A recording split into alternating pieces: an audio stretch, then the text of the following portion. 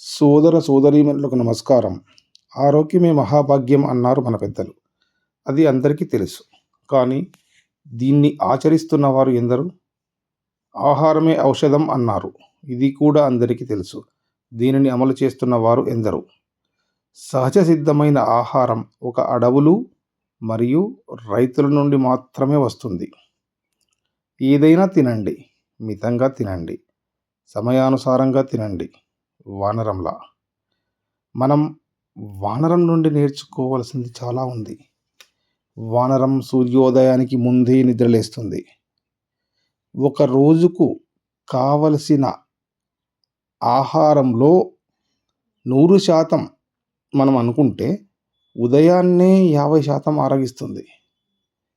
మధ్యాహ్నానికి 30%, సూర్యాస్తమయం లోపు మిగతా 20% పూర్తి చేస్తుంది. ఇది ప్రకృతిలో జీవించే వానరాలకు మాత్రమే వర్తిస్తుంది. పెంపుడు వానరాలను మనం ఎలాగో చెడగొట్టాం వాటి ఆహారపు అలవాట్లలో. మీరు గమనించారా వానరం ఎంత శక్తివంతమైనదో?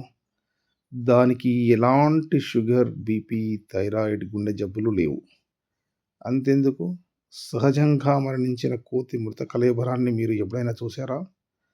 ప్రమాదవశాత్తు మరణించిన వాటిని తప్ప. జై హింద్.